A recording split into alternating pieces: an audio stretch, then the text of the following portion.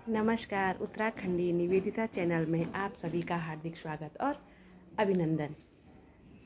मेरे बुजुर्ग व्यूवर्स को मेरा सादर प्रणाम और मेरे छोटे नन्हे मुन्ने बच्चों को प्यार भरा आशीर्वाद।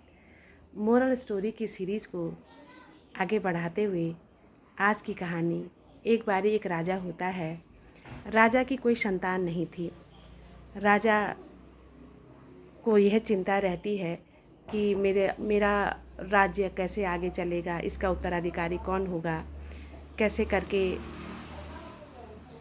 मैं आगे अपना मेरा जीवन चलेगा। राजा बहुत हकीमों के पास, बहुत वैद्यों के पास, बहुत ज्योतिषियों के पास जाता है, लेकिन उसको कोई रास्ता नहीं मिलता है।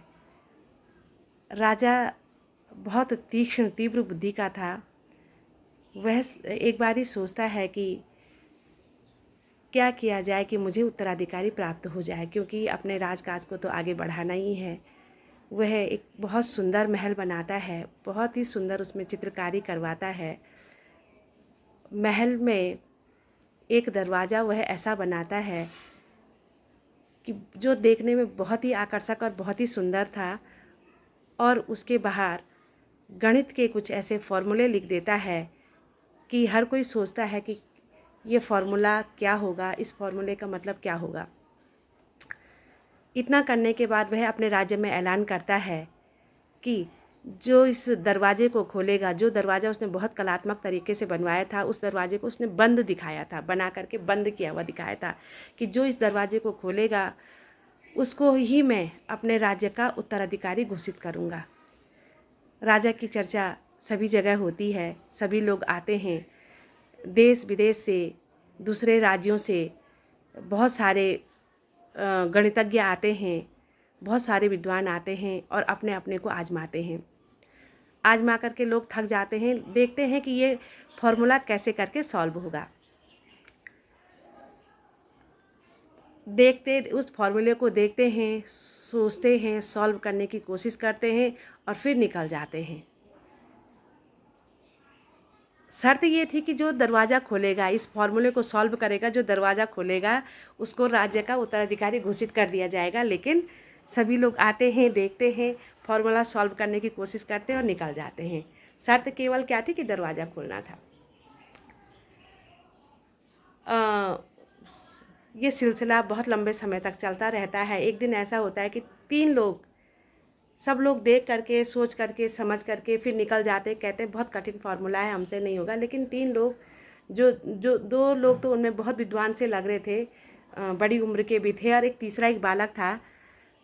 उसने भी सोचा कि मैं भी थोड़ा कोशिश करूँगा क्या होता है। राजा की नज़र सबसे पहले बालक पे पड़ी। राजा ने कहा उस बालक से कि आओ तुम कोशिश करो। बालक ने कहा नहीं, पहले जो ये हैं मेरे से उम्र में बड़े हैं, पहले इनको मौका दिया जाना चाहिए, मैं इसके बाद कोशिश करूँगा। अब वो दोनों भी जो थे, जो विद्वान जो बालक से आगे थे, वो भी देखते हैं, फॉर्मूले को सॉल्व करने की कोशिश करते हैं।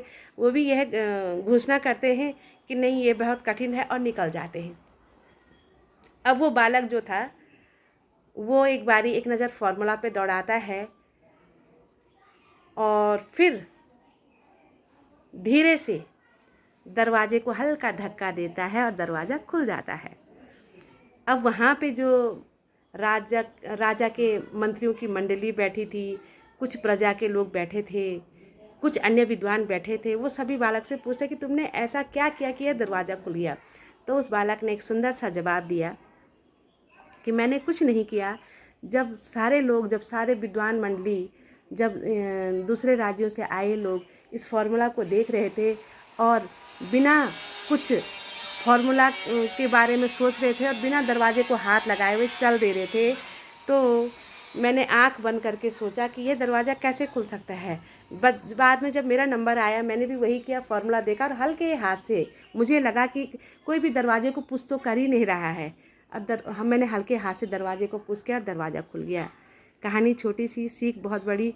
कभी कभी क्या होता है कि जो हमारे पास समस्या होती है उसका समाधान हमारे इर्द गिर्द या हमारे पास ही होता है, और हम उस समस्या को बड़ा मान करके उसको सोचते हैं कि ये होगा ही नहीं, सॉल्व होगा ही नहीं, और दूसरी जगहों पे अपना दिमाग दौड़ाते हैं, जबकि समस्या का समाधान हमारे पास ही है।